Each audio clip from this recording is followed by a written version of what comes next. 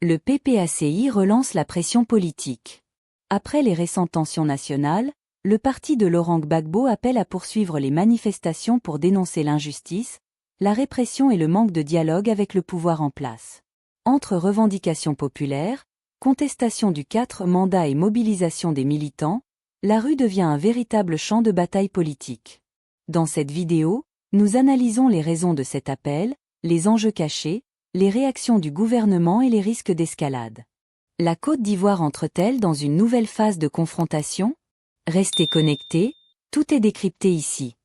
La Côte d'Ivoire risque de connaître encore des affrontements comme la dernière crise de 2010. Parce que d'un côté, nous sommes en période de campagne, là où qui devait être aujourd'hui apaisé, mais je constate que le PPACI continue en fait d'appeler à des mouvements et c'est malheureux, c'est la population qui paie. Je pense que cette situation-là n'est pas une situation reluisante pour la population. Qu'est-ce qu'il faut faire? Bon, le chef de l'État, on lui a demandé de discuter. Est-ce que c'est le moment pour discuter? Il n'y a jamais de temps pour discuter. Que veut exactement le PPACI qu'on puisse intégrer Gbagbo Laurent sur le listing à l'état actuel? Est-ce que c'est possible? Mille et une questions. Je pense que la Côte d'Ivoire est bien partie pour connaître un chaos à l'heure actuelle quand je vois. Pour connaître un chaos. Un chaos, très bien. Daouda Coulibaly, le communiqué donc signé du PPACI par le Conseil stratégique politique. Voilà. Daouda. Avant de commencer, je note que le Front commun dans ce communiqué-là a une posture exclusionniste parce que déjà, ce n'est pas Laurent Gbagbo, étudiant Thiam, ainsi que Pascal Affingué sans ceux qui ont été écartés. M. Charles Blé Goudé aussi, à cause d'une condamnation, a lui aussi été écarté, mais malheureusement, on ne le cite pas. Quand je dis ça, le communiqué du Conseil stratégique du PPACI, pour moi, marque sans surprise le retour d'une rhétorique que le parti de Laurent Gbagbo maîtrise très bien. C'est-à-dire le décompte macabre des victimes pour susciter de l'émotion et la colère populaire. Et je pense que, à la lecture du communiqué que vous venez de faire, qu'on a tous lu ensemble, je crois que le PPACI doit être très déçu. Pourquoi? Déçu parce qu'ils auraient voulu qu'il y ait plus de morts, ils auraient voulu qu'il y ait plus de blessés. C'est pas trop fort, ça. C'est pas fort, Christelle. Vous aimez bien dire c'est fort, mais c'est pas fort. Parce que l'objectif in fine recherché, c'est de créer une tension où des gens vont se taper dessus, il va y avoir des morts. Vous vous rappelez en 2020, jusqu'à ce qu'on arrive au jour qu'on appelle ça à la veille des élections, on parlait encore de Kofi Toussaint qui était brandi à chaque moment comme un trophée, un butin de guerre et autres. Ce n'est pas nécessaire, en fait. Et donc, sous le prétexte de dénoncer des dérives autocratiques du pouvoir en place, le PPACI voit le Front commun ou le Front de la bagarre instrumentalise les drames humains pour construire un récit de persécution politique. C'est dans le communiqué.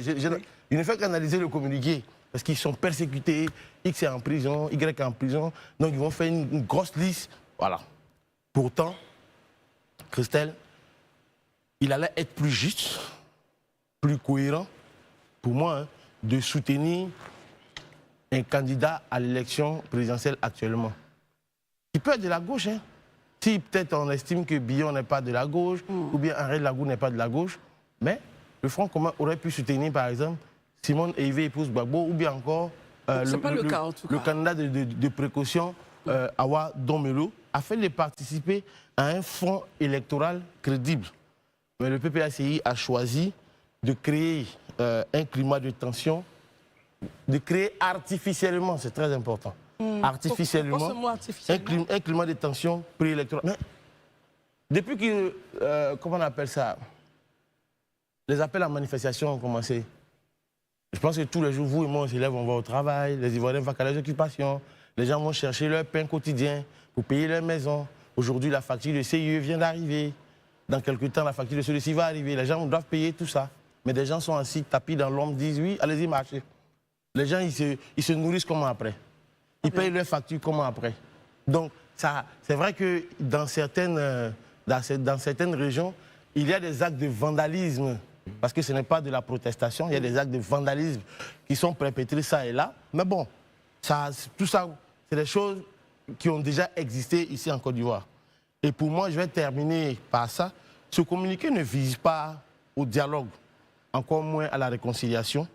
Il cherche plutôt à raviver la peur et la division au sein de la société ivoirienne. Et derrière le ton compatissant, on retrouve une logique de victimisation politique qui a toujours servi d'arme de communication au parti de Laurent Gbagbo. Et donc, en entretenant ce type de discours de crise, le PPHI fait le choix du chaos au détriment de la stabilité nationale. Je pense que Gandhi parlait de chaos. Mais quand je parle de stabilité nationale, il est important de le dire. Nous sommes entourés aujourd'hui de 2 pays qui sont enclins au terrorisme. Donc, on doit se battre face au terrorisme et tout ça. Mais non, on ne regarde pas tout ça. Mais j'avais oublié, au passage, il y a des connivences entre les pays de l'AES et certains partis du Front commun. Donc, ils sont dans leur stratégie, ils sont cohérents. Mais bon, je pense que les Ivoiriens vont s'en remettre à la loi et à, qu'on appelle ça, à l'État de Côte d'Ivoire.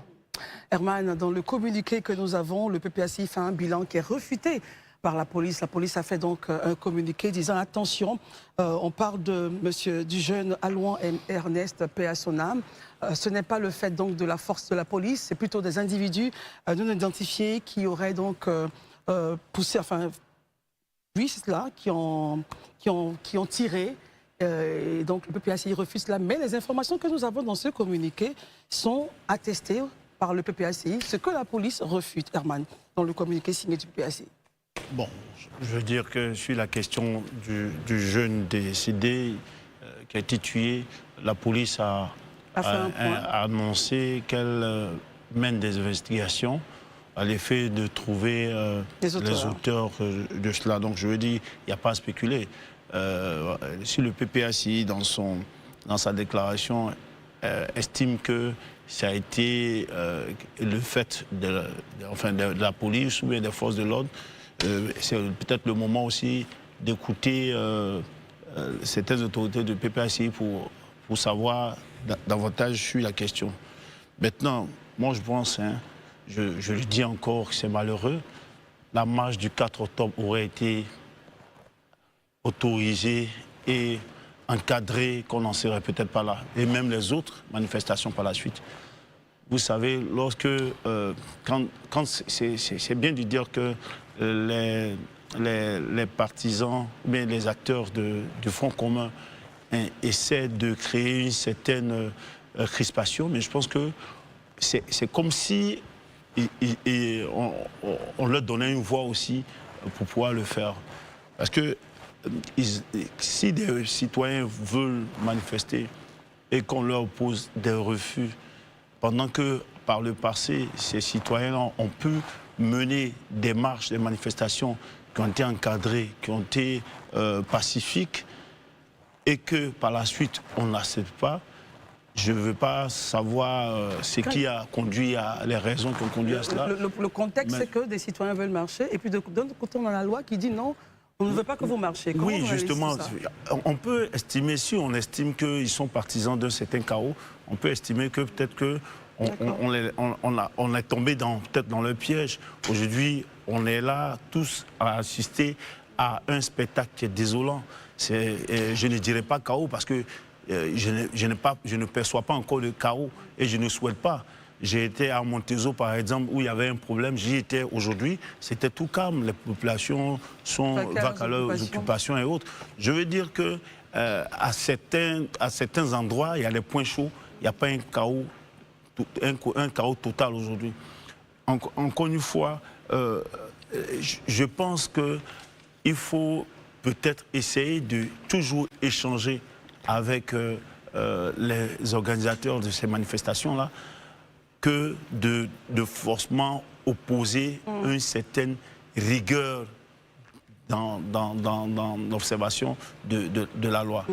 Parce que, mine de rien, quand c'est comme ça, les populations ont leur cœur suspendu, on sont tous dans une certaine psychose et peut-être, comme on peut le penser, c'est peut-être ce que ces auteurs-là recherchent. Mais il y a possibilité d'échanger avec eux, de faire en sorte, parce que mine de rien, hier on a parlé de la timidité de la campagne qui se fait, mais c'est peut-être à cause de toutes ces questions-là, tout ce contexte-là, que la campagne est timide.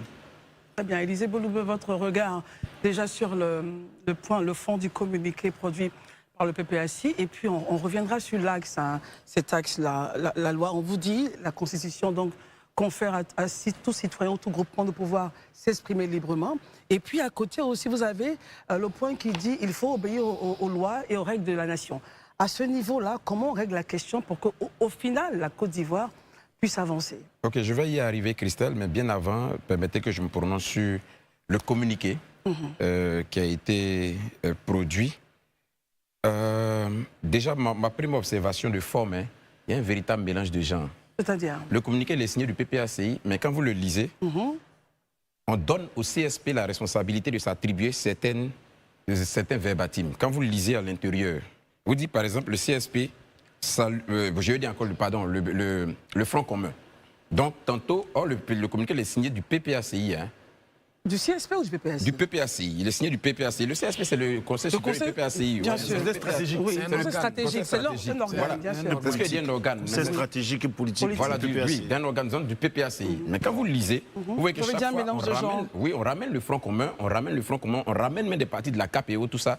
Le communiqué est signé de nous, mais on prend la peine, mais ça épouse une stratégie d'emmener tout le monde à épouser et à endosser, sans que nous soyons exclusivement nous qui endossons les propos à l'intérieur, mais amener tous ces partis-là à endosser et donc de se reconnaître dans le communiqué. Donc ça, c'est déjà une première stratégie. Deuxième élément que je note et qui pour moi est quand même assez grave et assez qui interpelle, c'est lorsqu'on évoque les cas de décès. Oui. Le bébé décédé et le jeune à Louan. Je voudrais en tout cas, humblement, avant de poursuivre mes propos, présenter mes sincères condoléances aux familles de ces victimes-là, de ces personnes décédées. Tout à fait. J'espère qu'il n'y a pas une volonté manifeste de récupération politique de cette affaire.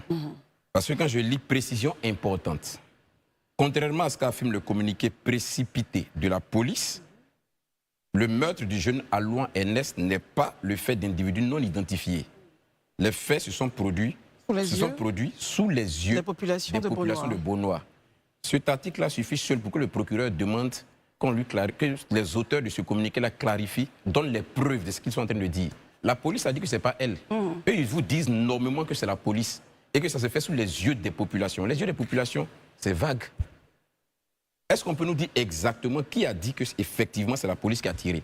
Ça suffit, hein, honnêtement, Christelle. Pour qu'on puisse interpeller les auteurs de ce communiqué-là pour préciser leurs pensées. Parce que ça suffit pour mettre le feu aux poudres. Ça suffit pour créer un trouble à l'ordre public. Vous accusez les forces de police d'un acte et vous dites que c'est conformément aux yeux des populations. Sous les yeux. Sous les yeux, pardon, des populations. On peut identifier ces populations sous les yeux desquelles ça a été fait. On peut les identifier nommément pour qu'elles puissent dire dans un procès au tribunal que oui, nous sommes témoins que c'est sous nos yeux que ça s'est passé. On peut l'identifier ici, mais ça, le procureur doit pouvoir entendre quand même les responsables de se communiquer sur cette question-là. C'est important parce que, comme je le dis, c'est un élément qui peut créer un trouble à l'ordre public.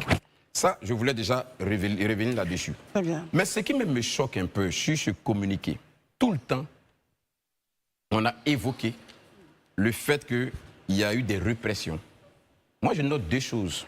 À aucun moment, ce communiqué ne s'indigne sur les actes de vandalisme qui ont été perpétrés à travers tout le pays, notamment avec ces arbres qu'on a coupés, qu'on a barré les routes, qui a certainement provoqué beaucoup de désagréments et qui a affecté le droit des autres citoyens. Parce que si votre droit est de manifester, d'accord, mais moi, mon droit est de pouvoir circuler librement dans le pays. Donc, votre droit ne peut pas empiéter, moi, mon droit. Ça, c'est pas normal. À aucun moment, on ne s'indigne là-dessus. On ne s'indigne même pas des saccages qui ont été opérés. On ne s'indigne même pas des émeutes qui ont eu lieu. Ça n'est même pas évoqué. On ne s'indigne pas du fait que l'école a été perturbée dans certains endroits où même des enseignants ont été agressés. On ne l'évoque même pas. À la limite même, c'est un non-événement en fait. Mais ce n'est pas normal. Ce n'est pas normal. Est-ce qu'on est en train de dire ici qu'on a une conscience sélective de ceux qu'on doit adouber et ceux qu'on doit condamner? Mais c'est ça aussi être républicain, c'est ça aussi être démocrate. Ça ne l'évoque même pas. Donc ça n'intéresse même pas, à la limite. Mais mieux, on endosse la responsabilité de tous ces débats qu'aujourd'hui, c'est ce que ça veut dire, le communiqué, vous le lisez. Nous appelons à poursuivre les manifestations à travers le pays. C'est-à-dire que tout ce qui s'est passé là, nous on endosse. Ça veut dire les endroits où il y a eu des saccages, les endroits où des gens ont été blessés, molestés, nous désormais on endosse, c'est nous qui sommes responsables. C'est ce que ça veut dire. Donc vous répondez de tous les actes de violation flagrante des droits qui ont eu lieu durant ces manifestations-là. Vous répondez de ce qu'on a vu tout à l'heure, la vidéo. Cet enseignant qui est en train d'être agressé par les jeunes. Vous endossez ça. Vous endossez ceux-là qui ont bloqué des routes et donc qui ont empêché des femmes qui étaient en couche de rejoindre l'hôpital. Elles ont failli même y perdre la vie. Le témoignage qu'on a eu tout à l'heure. Vous endossez ça. C'est-à-dire toutes ces dérives-là, vous les endossez. C'est ce que vous êtes en train de nous dire aujourd'hui. Voilà. Christelle, je terminerai par là. Et j'ai toujours dit sur ce plateau, quand on est acteur politique, à un moment donné, il faut s'oublier soi-même et puis penser à la population et avoir des propos assez responsables. Comment on sort de la crise? Comment justement on sort de cette impasse? Parce que tout à l'heure, Gandhi, dans votre intervention, vous avez dit que vous avez peur pour les jours à venir. Justement, on ne veut pas avoir peur en Côte d'Ivoire. Bon, comment on sort de cette impasse? Avant de répondre à cette question, je vais aller un peu contre les propos de mon ami Élisée, qui disait, je vois dans le communiqué, c'est clair, le CSP salue la mémoire des victimes, adresse ses condoléances aux familles endeuillées. Il apporte sa compassion aux blessés, assure son assistance aux personnes en détention. En fait, pas pour soutenir le CSP, mais je veux dire, ils ont quand même dans leur communiqué des choses pour dire qu'ils se penchent en fait sur les victimes. Voilà, donc c'est ce que je voulais révéler. Maintenant, comment on sort de la crise? Moi, la question que je pose aujourd'hui clairement, en fait, ça fait quoi de discuter? Quand on est dans ce genre de situation, aux autorités, ça fait quoi de vous asseoir, de discuter avec des gens depuis longtemps qui veulent discuter avec vous? Parce qu'au sortir d'une discussion, on ne dit pas clairement, parce qu'on a discuté, ce qu'ils ont voulu doit forcément sortir. Moi, je pense. Voilà. Et là, je profite pour inviter, on a assez d'organes dans ce pays, on a la grande médiature, on a les chefs, on les appelle chaque fois. Mais je ne les vois pas à la manœuvre, les religieux, en train d'inviter. Parce que quand le pire va arriver, on va faire quoi? On va déplorer, c'est ça? Moi, je ne dis pas que je donne les raisons aujourd'hui au Front commun, tout et tout, mais aujourd'hui, il y a des victimes, il y a des morts. On sait comment ça commence, on ne sait pas comment ça finit. C'est comme ça que ça commence toujours. Qu'est-ce qu'on fait? Il y a des gens qui revendiquent, qui veulent marcher. La dernière fois, le préfet a prétesté que il n'était pas informé d'une marche. Bon, moi, ça m'a pratiquement étonné, puisque c'est les partis qui voulaient marcher, c'était les partis qui ont géré la Côte d'Ivoire, ici, ils connaissent quand même. Mais je ne doute pas, le préfet peut avoir ses raisons. Mais je vais dire, une marche qu'on dit pacifique, quand on finit de l'encadrer, et puis bon, on en a fini, basta. Quand on ne peut pas prendre une marche, et les gens vont toujours pour prétexte, on sera toujours dans le désordre. Comment sortir de là? Asseyons-nous et discutons. Moi, c'est ce que je propose. Et c'est encore possible. Même en une journée, on peut discuter, et puis au sortir de la discussion, on peut dire, bon, on n'a pas eu gain de cause. Parce que je ne crois pas qu'en l'heure actuelle, en l'état actuel, le Conseil constitutionnel a déjà donné sa liste, on ne reviendra pas sur ça. Mais discuter, c'est toujours bon. On n'y perd rien, pour ma part. Très bien, Daouda, votre point de vue là-dessus. Et puis, si on prend l'axe de Gandhi sur le point de... Il faut s'asseoir et discuter, selon vous, et à tous en même temps, quels seraient les points, justement, à l'agenda de cette rencontre, Daouda? J'aurais voulu que vous posiez cette question à Gandhi, parce que vraiment... Il peut y répondre avant, Gandhi. Selon vous, quels seraient les points à l'agenda? Puisque vous avez dit vous-même que le Conseil constitutionnel a déjà tablé. Ce serait quoi les points à l'agenda? Vous voyez, il faut toujours prendre les gens au mot. Les gens discutent, ils disent qu'ils veulent une marche pour la paix. C'est à eux d'apporter le contenu. Et c'est de leur expliquer qu'en l'état actuel des choses, ce n'est pas possible que le Conseil constitutionnel puisse se révéler. Ça, au moins, même dans une discussion, quand on n'est pas d'accord, on peut pouvoir se parler. Parce que, je ne sais pas, les gens prétestent le fait qu'on ne peut pas discuter avec vous, on accuse le président de tout, alors que le président, il a montré quand même plusieurs signaux depuis longtemps pour pouvoir discuter avec eux. De quoi est-ce que, aujourd'hui, je prends l'opinion à témoin, qu'est-ce qu'ils veulent réellement? Qu'on puisse réintégrer Gbagbo pour reprendre le processus électoral? Ce n'est pas possible selon moi. Ils veulent discuter, faire passer des choses dont on ne sait pas. Donc, allons à la discussion pour les entendre. Parce que, au prétexte, souvent, quand on veut... Je pense que quand on veut leur interdire des choses, ça crée encore... Ça les rend plus célèbres. Et ce genre de frustration, on a tendance à croire qu'on ne peut pas. Alors que, pour moi, discuter ne peut pas créer quelque chose. Personne ne va en perdre à la réalité. Merci Gandhi. Daouda, votre... point de vue. Christelle, je vois que quand vous lui avez posé la question, vous voyez qu'il a répondu à une partie du problème. À la vérité, discuter. Mais combien de fois il n'y a pas eu de discussions en Côte d'Ivoire ici? Il y a eu beaucoup de cas de discussion. Mais dans ce cadre actuel, le contexte qu'on a justement... J'en viens là. On est dans une élection présidentielle qui va se tenir le 25 octobre 2025. C'est une date qui est constitutionnelle. Ok, on décide, ok, venez, on va discuter. On discute de quoi? C'est la question posée là. Justement, parce que ce que Gandhi ne dit pas, c'est que le front de la bagarre dit nous, il faut dissoudre la CEI. Il faut faire, comment on appelle ça, Une RLE. une RLE. Il faut faire des audits, il faut faire ceci, il faut faire cela. C'est ça qu'on met à l'agenda, à 12 jours de l'élection présidentielle. De quelle discussion il parle? Mais les gens sont dans un plan savamment orchestré, ourdi, Quel plan, de selon vous? bloquer le processus électoral de sorte que nous soyons hors délai constitutionnel. Et quand on est hors délai constitutionnel, maintenant, l'objectif en point de mire, c'est un gouvernement d'union nationale que les gens recherchent. Mais pourquoi on veut comment on appelle ça, se fatiguer? En fait, c'est un plan qui a déjà existé. C'est un plan qui a déjà existé. 2020, j'aime dire ici, le chimérique CNT. Mais c'est le même plan. C'est le même modus operandi jusqu'à aujourd'hui. Donc, de quoi on parle? Comme je vous l'ai dit, la stratégie aujourd'hui, c'est de faire peur aux Ivoiriens. Mais je ne sais pas, c'est de créer une situation de psychose. Bon, finalement, aujourd'hui, malgré tous les appels qu'eux ils lancent, mais qui les écoute? Qui écoute ceux qui parlent? Très bien. Tous ceux, après, selon des sources sécuritaires, tous ceux qui ont été arrêtés aujourd'hui, mais ce sont des jeunes. 18 ans, 19 ans, 20 ans. Faut qu'on notifie cela? Non, c'est très important. Parce qu'eux, ils ne sont pas là. Eux-mêmes qui lancent ces appels à la manifestation, à la mobilisation, casser tout, brûler tout, créer une situation de chaos, ils ne sont pas là. Mais c'est les enfants des autres qui sont en prison.